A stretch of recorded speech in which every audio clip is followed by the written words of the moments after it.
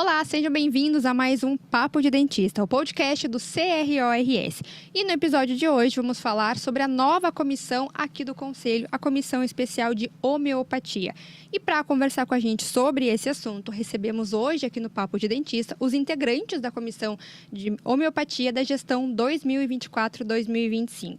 Está aqui comigo o presidente da comissão, o doutor cirurgião dentista, doutor Rubens Machado.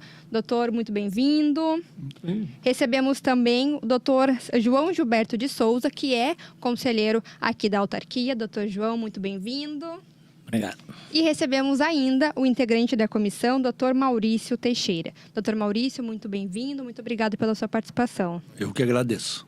Então, para a gente começar a nossa conversa, nosso papo de dentista de hoje, eu gostaria que o doutor João Gilberto, que é conselheiro aqui da autarquia, falasse um pouquinho para nós, né, por que o conselho decidiu, então, criar a comissão de homeopatia, né, a importância da comissão aqui para a odontologia gaúcha.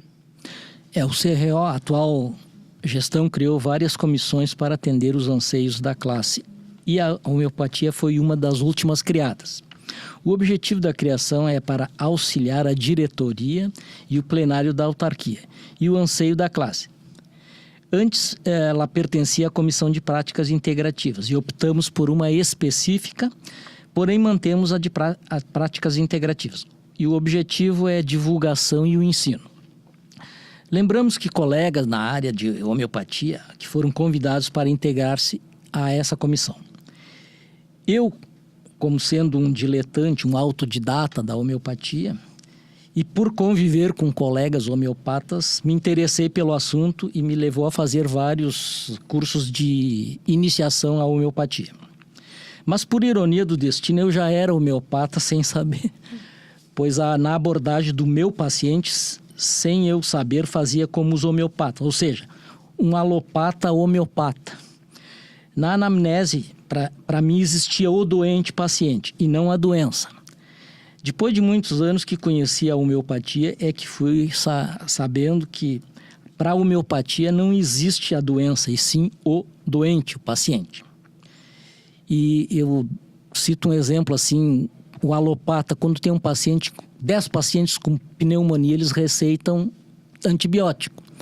Como na homeopatia não é a doença e sim o doente, então os 10 pacientes com pneumonia poderão ter 10 diferentes medicamentos, porque aí não está preocupado com a doença e sim com o doente, porque cada pessoa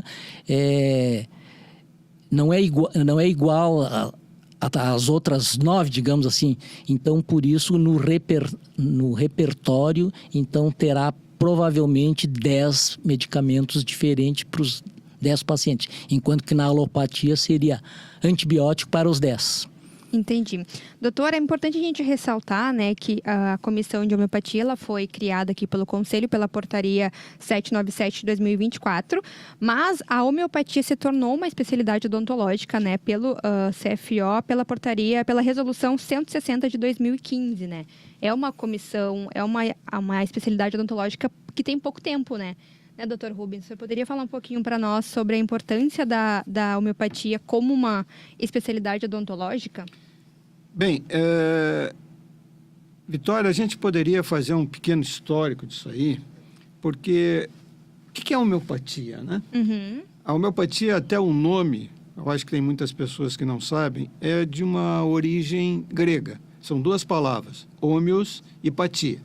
Homeos, semelhante, patia, doença. Então, semelhante à doença. Foi uma racionalidade médica que tem mais de 230 anos de existência na história da medicina. E ela começa lá na Alemanha com um grande médico, aquele que criou realmente a homeopatia, chamado Samuel Christian Hahnemann. Hahnemann, só para ficar claro, foi um médico da sua época, um grande médico. Ele era uma pessoa à frente do seu tempo e que foi um grande estudioso. Ele foi químico, ele foi farmacêutico, ele era poliglota, era um homem excepcional. E ele trabalhou durante muito tempo na medicina da sua época. Mas a medicina da sua época foi uma época, vamos dizer assim, obscura da medicina. Chamava-se medicina heróica. Os médicos tratavam doenças que eles conheciam muito pouco, com medicamentos que eles nem conheciam. E ela era extremamente cruel, o tratamento. Só para tu teres uma ideia, para ilustrar, né, a gente sempre conta essa história. O primeiro presidente americano, Washington, ele teve um belo dia, acordou com uma dor de garganta, febril, adoentado. Chamaram-se os médicos do palácio e eles fizeram o tratamento de rotina naquela época. A doença naquela época era entendida como algo externo e até por influência da própria igreja era chamado de matéria peccans, matéria do pecado. Você ficava doente porque você tinha alguma coisa a pagar. Então tinha que tirar aquilo que estava dentro de ti de alguma maneira. E a maneira que se fazia naquela época era com sangrias, com vomitórios, e para expulsar aquilo que estava dentro de ti. Então, voltando para o presidente americano, os médicos foram examiná-lo e receitaram o quê? Sangria. Fizeram a sangria. Algumas horas depois ele não melhorou, estava pior. Chamaram outros médicos e os outros médicos fizeram o quê? Sangria.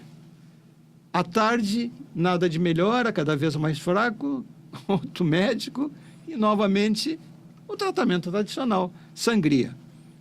Vamos encurtar a história. À noite ele veio a óbito. Essa era a medicina da época. E Hahnemann tratou e viveu nessa época com esse tipo de tratamentos. Até o momento em que ele se revoltou contra aquilo. Disse, não, eu não estou tratando meus pacientes, eu não estou curando como eu quero curar, eu vou abandonar a profissão. E ele abandonou a profissão e foi trabalhar naquilo que ele sabia.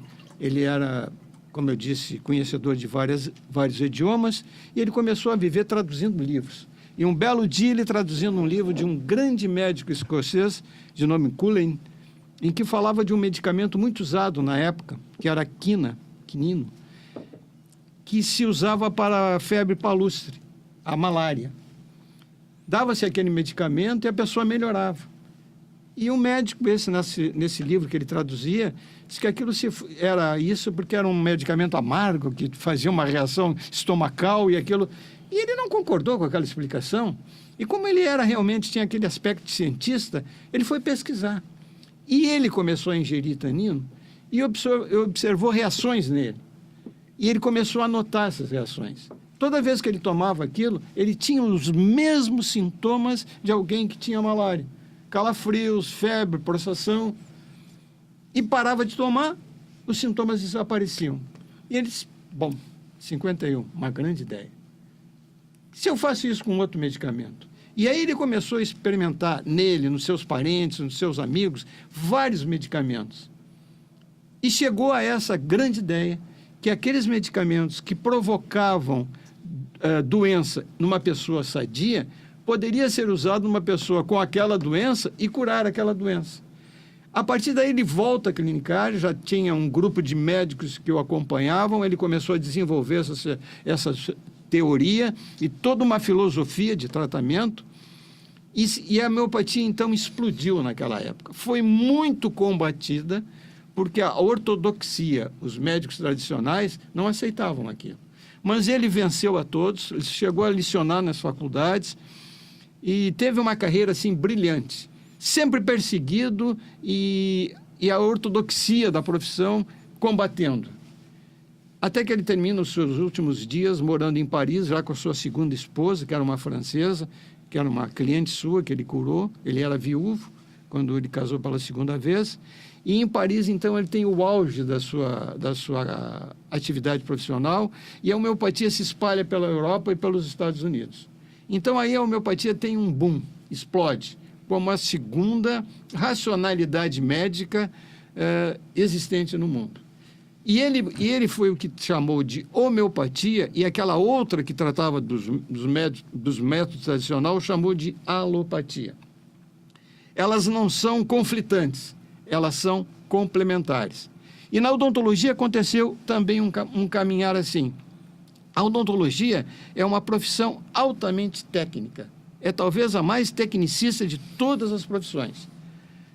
E quando quando aqueles pioneiros começaram a pensar em usar o medicamento homeopático na nossa profissão, eles tiveram muita dificuldade. A homeopatia já era reconhecida desde 1840 como especialidade médica, mas na odontologia não se falava.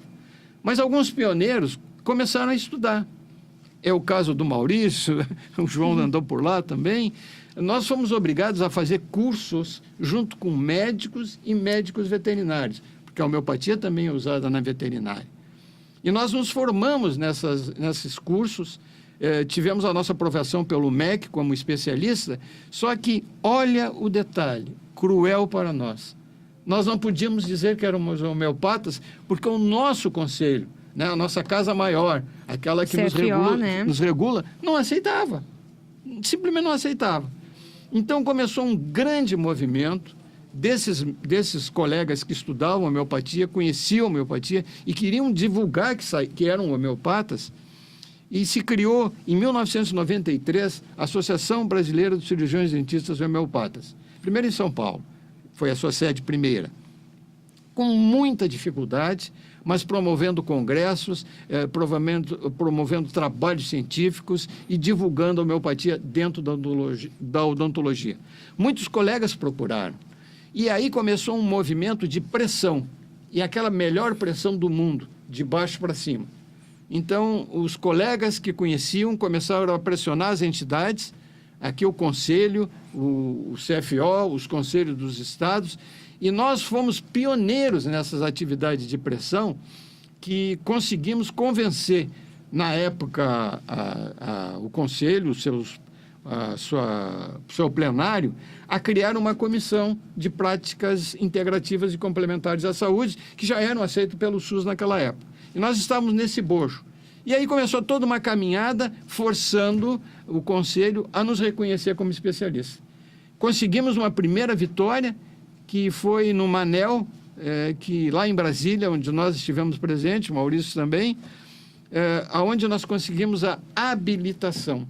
Então, nós não éramos especialistas, mas nós éramos habilitados. Foi um primeiro passo tímido das autoridades nos concedendo. E logo depois, em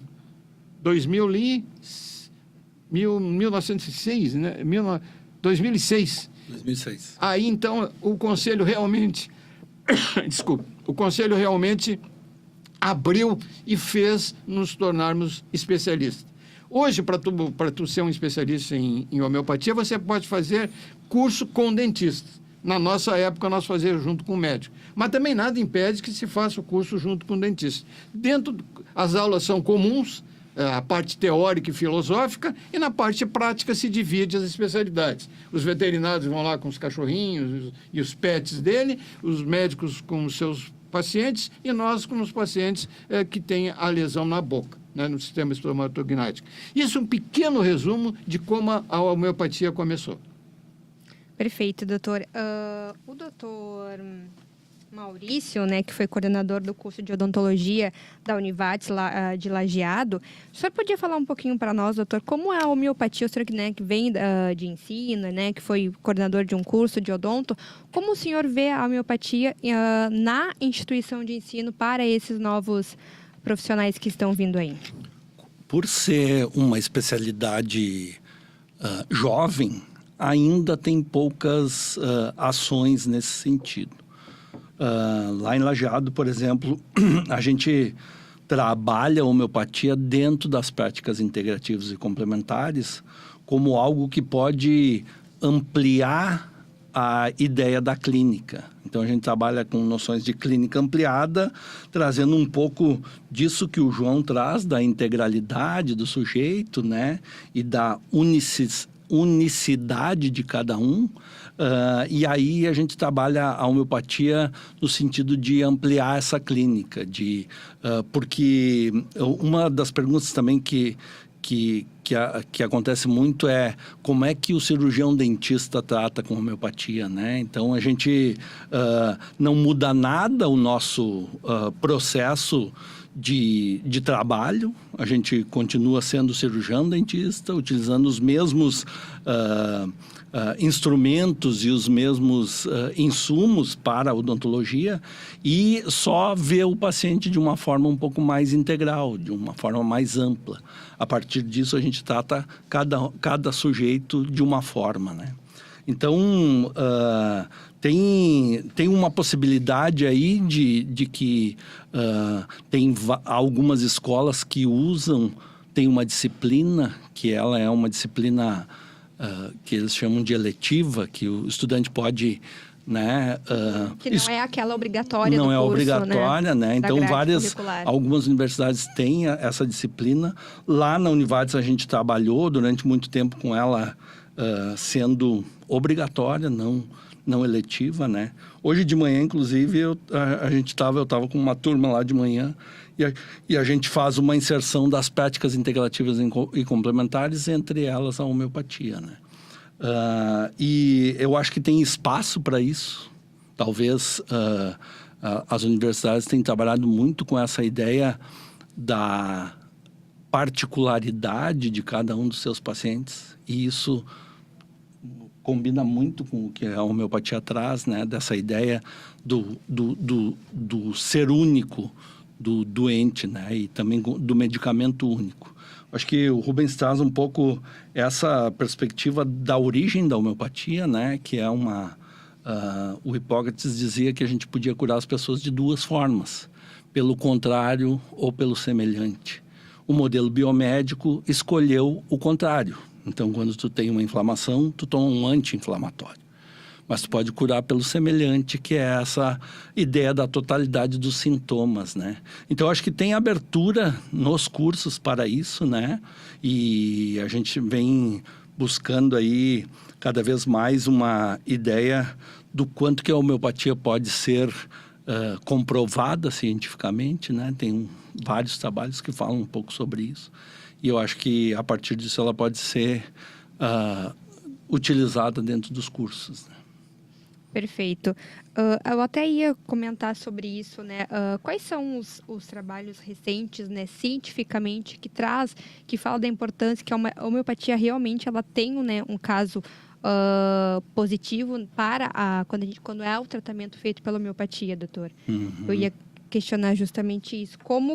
Quais são os estudos, o que tem de termo aí científico que realmente fala que a homeopatia integrada, né, ou à saúde bucal, né, ao tratamento de lesões à saúde bucal, ela realmente é comprovada. Uhum. Como o Rubens disse, nós fizemos um curso que era um curso de 2.000 e poucas horas, né? Era um curso 2 anos. Muito grande. E eu tenho visto pacientes que, ao usar a homeopatia, têm uma melhora muito significativa, né?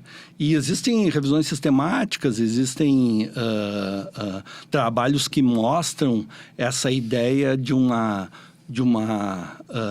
cientificidade da homeopatia, né? Então, recentemente foi publicada uma revisão sistemática, que é um trabalho que tem dentro da ciência uma importância maior, em que demonstra que ela é diferente do placebo, por exemplo, né? Porque entre os ataques que o Rubens trouxe aí, tem muitos colegas que não acreditam nisso por conta de do que a gente chama de medicamento dinamizado, né? Então, o medicamento em homeopatia, ele é diluído e sistematizado a ponto de que, se a gente for ver o que tem dentro de um vidrinho de homeopatia, não tem mais ali a matéria, né? Mas ele tem uma ação que é muito interessante, assim. Amanhã à noite eu vou fazer uma consulta homeopática, e aí a turma lá de odonto da Univates vai assistir a consulta. A gente vai, a partir disso, tratar o paciente de uma forma um pouco mais ampliada e integral. Vitória, isso é interessante que o Maurício chama a atenção. Quando eu abri a minha fala aqui, eu falei do aspecto técnico da odontologia. Na nossa formação, a minha mais antiga, eu sou mais antigo de todos aqui, nós formávamos dentistas excelentes técnicos. A gente sabia realmente como resolver determinado problema, porque nós tínhamos um muito bom preparo. Nunca foi negado isso, mas éramos técnicos. A gente tratava daquela doença, daquela maneira, do jeito que nós aprendemos. Quando chega a homeopatia, e eu fiz homeopatia, já tinha 20 anos de clínica, eu fiz homeopatia porque eu procurei alguma coisa diferente, eu comecei a ver o meu paciente de uma outra maneira. É toda uma filosofia de tratamento, toda uma filosofia de vida do profissional. Você não vê mais aquela lesão na boca. Você procura ir um pouquinho mais além. Por que aquilo está acontecendo? Então, você faz uma primeira consulta, que a gente chama de anamnese, todo profissional faz dentro da odontologia, mas quando a gente faz sem o conhecimento filosófico da homeopatia, você faz especificamente daquilo. Está te doendo? Onde é que está te doendo? Qual é o dente que te dói? Aonde que dói? Cadê a mancha na tua mucosa? E você vai especificamente. Na homeopatia, eu vou um pouco mais longe. A minha consulta demora um pouco mais. Eu quero saber um pouquinho da tua vida, do tipo de alimento que tu come, da maneira com que tu te comporta, como é que tu reage a uma agressão, como é que tu manifesta a tua emoção, se tu chora, se não chora, de que lado tu dorme. Se tem sonhos frequentes. Se tu tem sonhos frequentes, são perguntas que no início deixam o paciente, pô, mas por que ele está me perguntando isso? Mas isso vai fazer um quadro que depois eu vou naquele livro ali, que está sobre a mesa, que se chama Repertório, e que tem todas as características. Quer dizer, a pessoa que, por exemplo, range os dentes, afasta o problema técnico.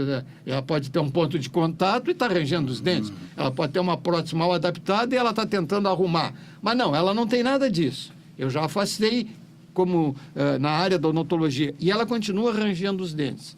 Bom, para um pouquinho. Então, vamos fazer uma consulta.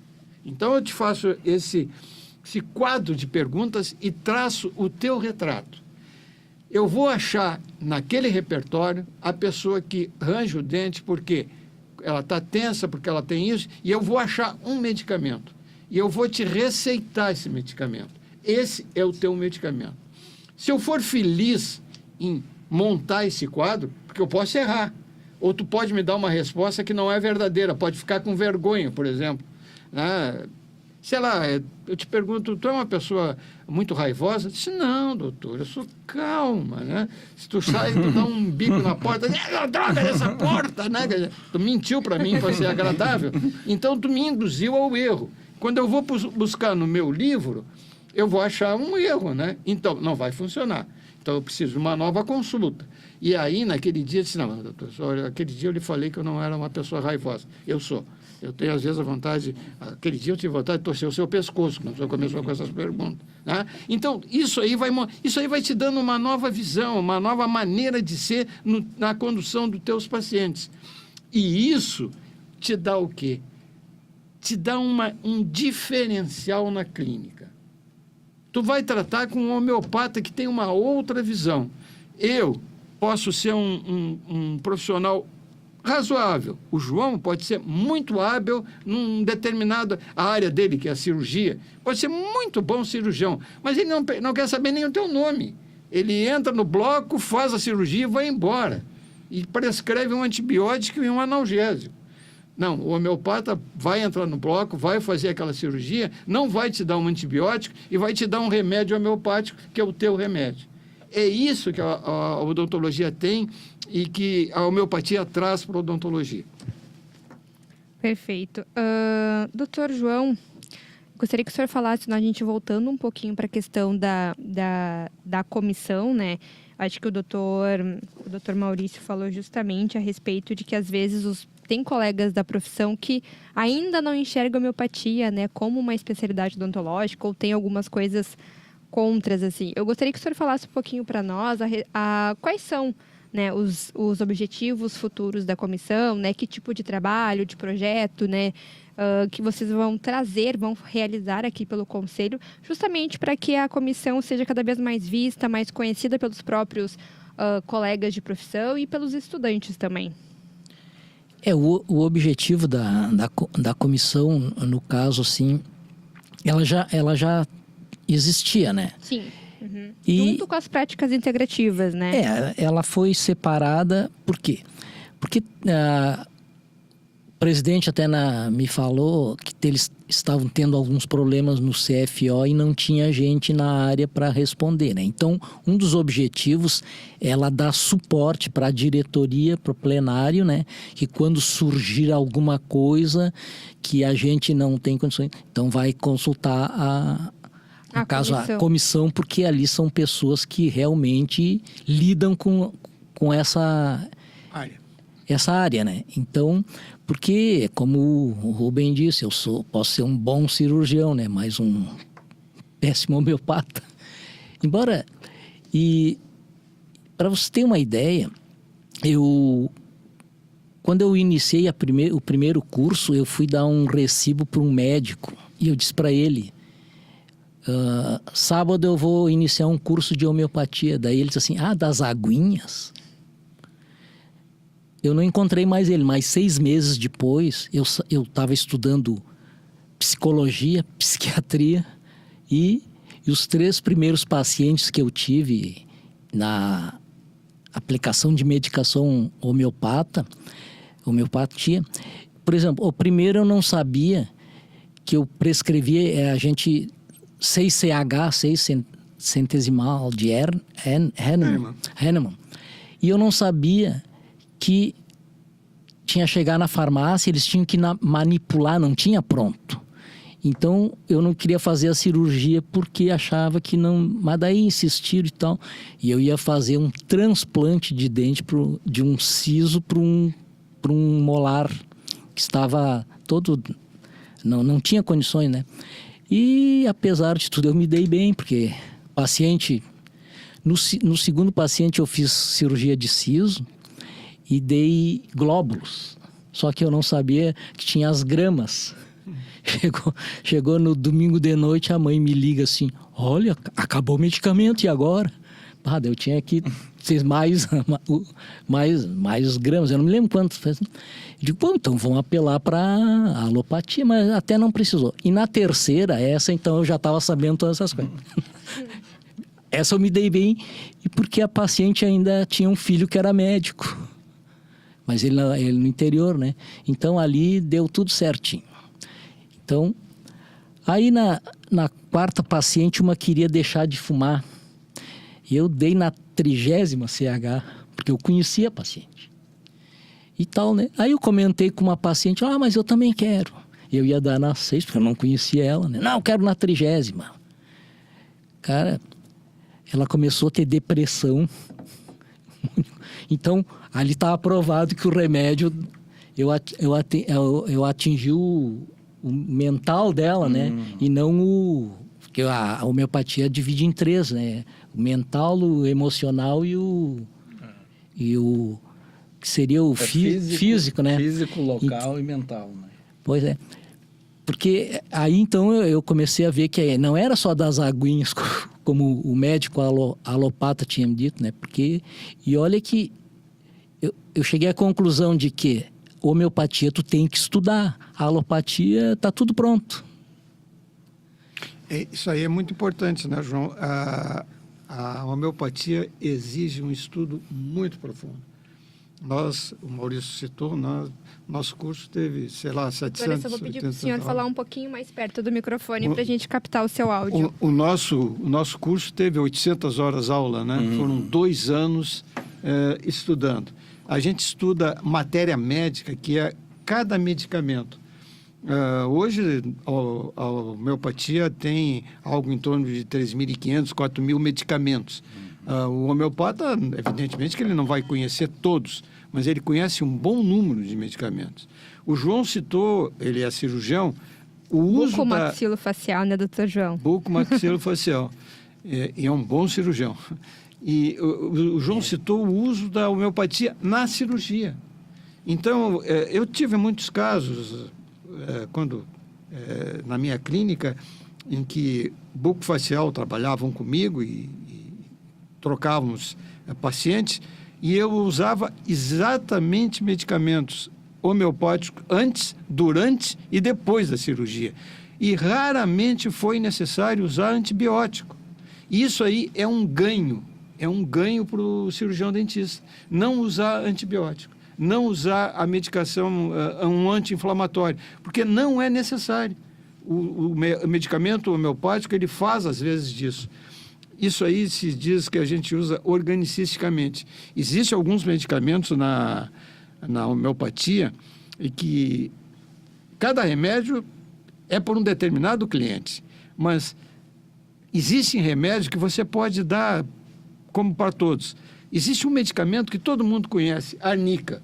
Você já ouviu falar em arnica? Bateu, passa uma pomadinha de arnica ou toma um comprimido de arnica.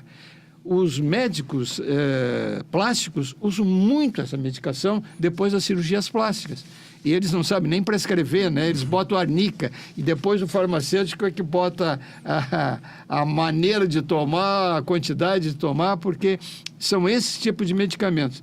Agora, essa sim é uma homeopatia mais organicista, né? Não é a homeopatia clássica, né? Em que você procura o remédio de fundo. Marilson? Eu usava muito a arnica montana, né? Sim, arnica montana. Porque é para trauma, né? Porque uma cirurgia tu está fazendo um trauma no paciente, apesar de...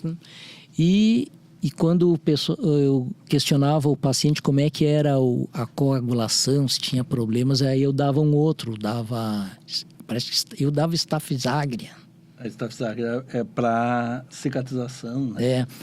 Fósforos é mais para o sangramento, né? Sim, aí é que tá, né? É que às vezes eu tinha a botica aquela dos 25 da Klein, né?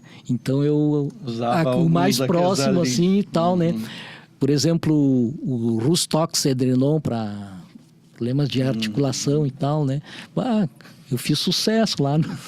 O Maurício até podia lembrar, né, por exemplo, o pessoal da odontopediatria, né, como tem um apoio grande na homeopatia, né?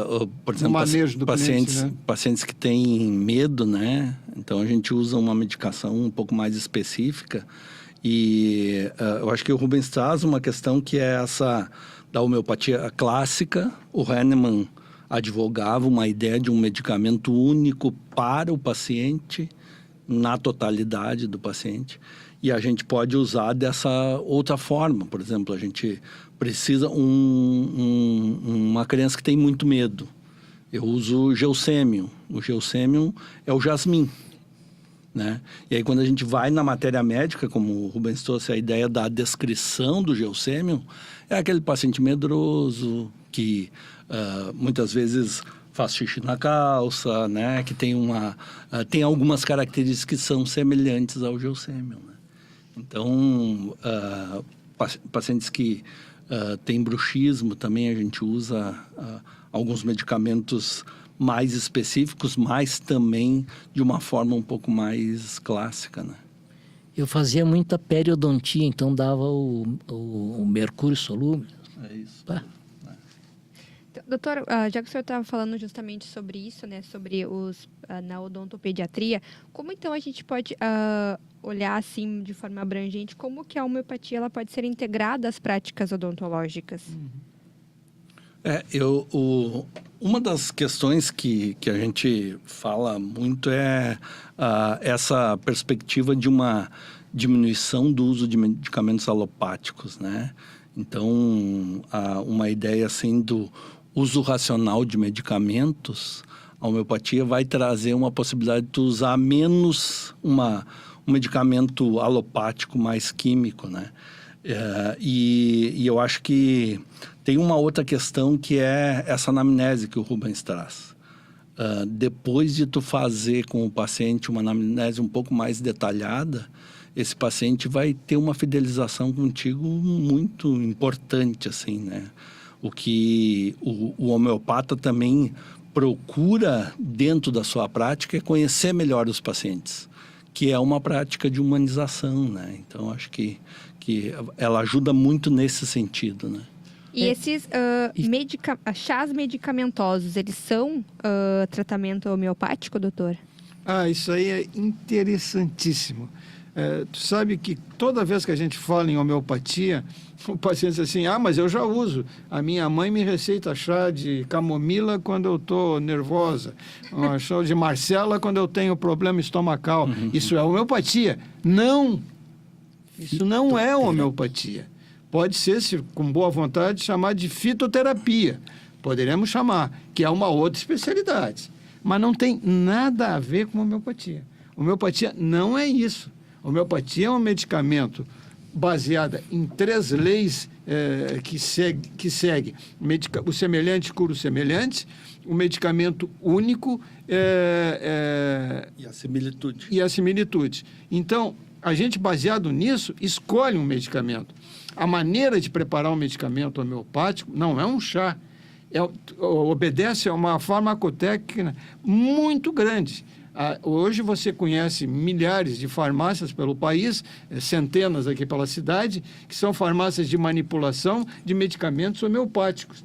Isso aí tem toda um estudo em cima desse medicamento, uma fiscalização pela Anvisa, não é misturar pozinho. Tá? Então, existe toda uma técnica para fazer um medicamento homeopático. Aliás, o farmacêutico homeopático é o grande aliado que a gente tem. A gente troca, inclusive, informações. Né? Porque houve uma vez um congresso que um colega dentista me disse assim, mas vocês dão globos de açúcar para os seus pacientes? O açúcar é um causador de cárie específico? Meu Deus do céu! Que barbaridade! A gente dá de muitas maneiras. Dá na forma líquida, né? Enfim, existe uma ignorância total quanto ao uso do medicamento homeopático. Então, pelo amor de Deus, chá não é homeopatia.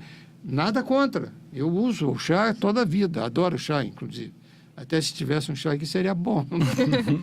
Vamos providenciar. Não só, voltando ali na questão da medicação, né, que falou... Eu, como alopata, nas minhas cirurgias eu dava um analgésico, um anti-inflamatório, um antibiótico e um Decadron, que era um corticoide. E nas minhas cirurgias que eu aplicava a homeopatia, eu só dava arnica montana. Exatamente. Cobria tudo isso. Quer dizer, exatamente. 4 medicamentos alopáticos, eu dava só um homeopático. E os efeitos colaterais, essas coisas, assim, não tinha como... Porque o antibiótico, 60% parece que ingere, ele é eliminado sem ter feito efeito. Doutor, fala-se muito sobre energia vital na homeopatia, né? Gostaria que vocês explicassem um pouquinho pra gente o que é esse termo, né? O que ele significa na homeopatia. O Hahnemann trazia uma ideia de que toda doença era um desequilíbrio na força vital, né? Na energia vital. Então, a energia vital é o que nos difere dos seres inanimados, né? Então, seres vivos têm uma energia vital. E na teoria hahnemanniana, ele trazia que a doença era a demonstração de um desequilíbrio nessa energia. E ele trazia também que esse medicamento dinamizado poderia dar poderia fazer o retorno ao equilíbrio dessa energia, né? É o que a gente tem visto, assim, o mundo contemporâneo tem trazido uma ideia de desequilíbrio entre as pessoas que a gente vê visivelmente, né? Então, a homeopatia trata um pouco disso, assim, que ela tem uma ação que ela é muito mais energética do que física ou de alguma coisa que a gente possa mensurar, né? Então, acho que nisso também está os problemas da gente conseguir demonstrar ela cientificamente, né? Na clínica, Vitória, é muito comum você estar mal. Eu não sei, eu não estou bem. E você fazer uma consulta ao médico e dizer, doutor, eu não estou bem. O que tu sente? Eu não sei, eu não estou bem. Bom, então para um pouquinho. Vamos fazer 5.322 exames. E aí tu traz o teu exame e diz, não, tá aqui, tu não tem nada. Mas, doutor, eu não estou me sentindo bem.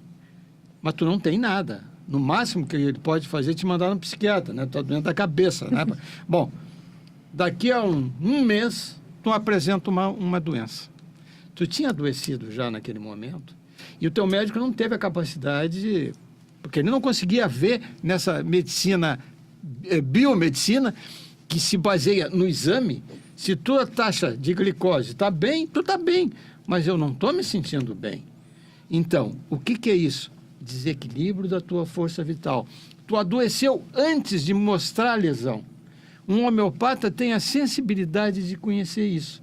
Vem cá, por que tu não está te sentindo bem? Bem, aí tu vai contar a tua história, né? Cada um tem a sua. Eu já levanto cansada, eu estou irritado. Bom, o homeopata vai achar o teu remédio. O alopata não vai achar, porque tu não tem a doença que ele está catalogado. Quer dizer, quem tem o problema hepático tem que tomar um medicamento para o fígado. Quem tem o problema gástrico tem que tomar enfim, por aí vai.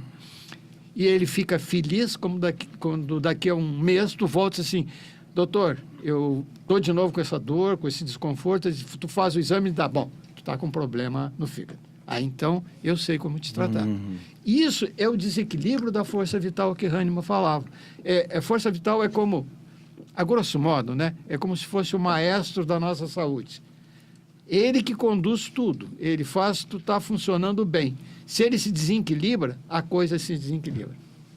Perfeito. Antes nós estamos nos encaminhando para o encerramento, mas eu gostaria que vocês esclarecessem para nós um pouquinho quais são os mitos que envolvem a homeopatia, que a gente poder, né, para a gente esclarecer aqui no nosso Papo de Dentista hoje.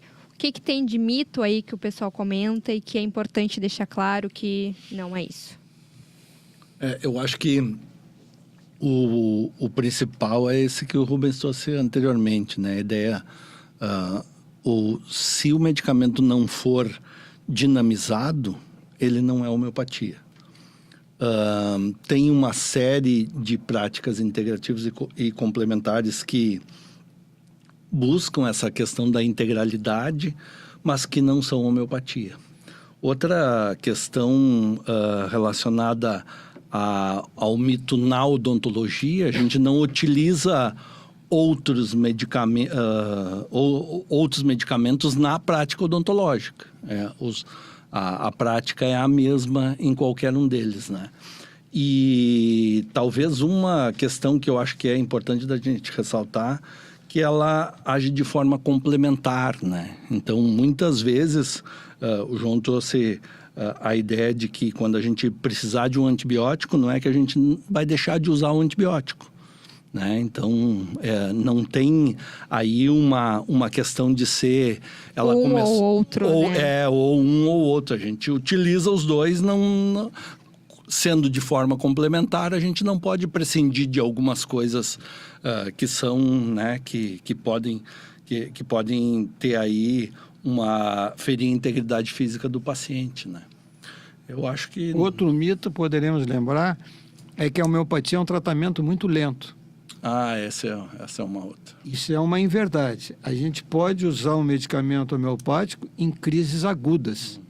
Inclusive, eu entrei na homeopatia ouvindo uma palestra de uma médica homeopata, pediatra, em que ela contou um caso de que foi chamado de madrugada pela mãe de uma criança que estava em croup e estava em crise, e ela ficou medicando ao lado do leito durante algumas horas, repetidamente, uma medicação, até a criança voltar ao seu normal. E ela fazia essa palestra na Anrix, e tinham lá vários médicos e colegas dela. E para tu ver como a homeopatia sempre foi, vamos dizer assim, perseguida, um colega dela disse: doutora, a senhora correu um grande risco. A senhora colocou a vida do seu paciente em risco, dando essa aguinha. Uhum. Ela era uma senhora da tua altura, pequenininha. Ela cresceu no auditório, de raiva que ela ficou, e usou uma expressão que eu nunca mais esqueci. Disse: doutor, eu sou tão médica quanto o senhor. Eu sabia exatamente o que eu estava fazendo. E ela usou uma medicação para um quadro agudo e conseguiu reverter. Bom, ali eu me apaixonei pela homeopatia. A gente E me tornei cliente dela. A gente tem relatos, né? Nós que estamos há mais tempo. Sim. Eu trabalho em Teutônia, um município de 30 mil habitantes ali do Vale do Taquari. E uma das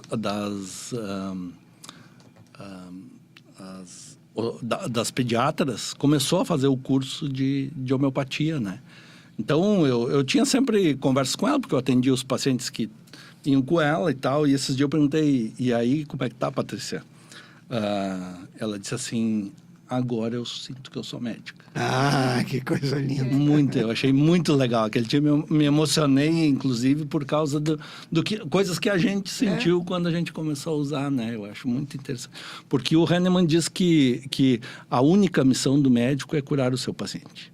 Não é fazer outras coisas. E quando a gente olha para o que causam alguns medicamentos alopáticos, que a pessoa toma para uma coisa, depois a doença se manifesta em outro lugar, toma um medicamento para aquilo, se manifesta em outro lugar. A gente diz que há uma supressão aí de sintomas, né? A homeopatia usa uma outra lógica aí, né? Perfeito. Pessoal, a gente precisa encerrar o nosso papo de dentista de hoje, né? Conversamos sobre a nova comissão aqui do Conselho, sobre a comissão de homeopatia. Estamos recebendo aqui o presidente da comissão, Dr. Rubens Machado, o Dr. João Gilberto de Souza, conselheiro aqui da autarquia, e o Dr. Maurício Teixeira. Eu gostaria que antes de a gente encerrar, se vocês tivessem algum recado para deixar para a classe odontológica que está nos assistindo, nos acompanhando. Dr. Rubens, começar pelo senhor. O que o senhor gostaria de deixar aí para os seus colegas de profissão? Bem, em primeiríssimo lugar, a nossa gratidão ao João. O João, como integrante da atual gestão do CRO, foi um dos batalhadores para que se abrisse essa comissão. Muito obrigado, João, em nome da comissão e de todos os homeopatas. Em segundo lugar, é que nós vamos tentar, com essa comissão, reavivar dentro da classe homeopática o gosto pela homeopatia.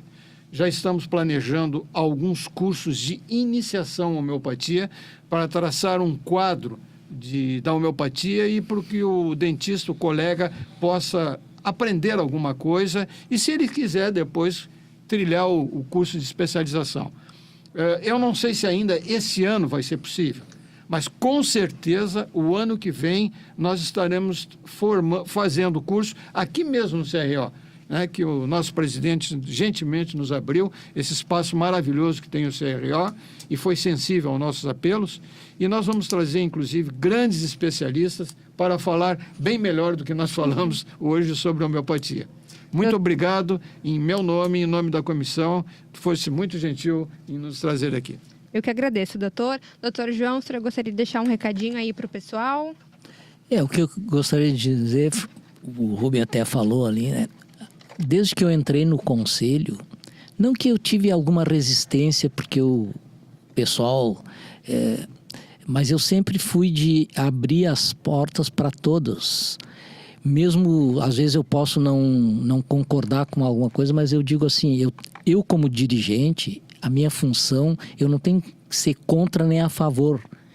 Eu tenho que abrir espaço para todo mundo. Já teve colegas que botou o dedo na minha cara, que tem que ser contra tal coisa. Digo, não, eu como dirigente, eu tenho que abrir espaço para todo mundo. Se você é contra isso, mas se a gente barrar, como é que vai saber se aquilo vai dar resultado? Então, eu como dirigente não tenho que ser contra nem a favor, tem que ser a abertura do espaço pessoal. É o que eu tento fazer e acho que estou conseguindo. Perfeito. Doutor Maurício, senhor, para a gente encerrar. Eu queria saudar o conselho, né? Agradecer o Rubens por ter me convidado para a comissão e o João também, né? A gente sabe da luta que vem desde lá de quando o Paulo era vivo, né? E dizer que talvez a odontologia só ganha se a gente puder incluir novas possibilidades e proporcionar aos nossos pacientes práticas que são mais saudáveis, né? Então, obrigado. Nós agradecemos, doutor, agradeço a comissão pela participação e você que está nos acompanhando, não deixe de seguir o CRO no Instagram. Acesse @CRORS Conselho, e fique por dentro de todas as notícias aqui da autarquia. Siga a gente aqui também no YouTube, ative o sininho e assista todos os episódios do Papo de Dentista. Lá no site você encontra todas as facilidades para o seu atendimento. Acesse www.crors.org.br. Muito obrigada pela sua participação e até o próximo Papo de Dentista.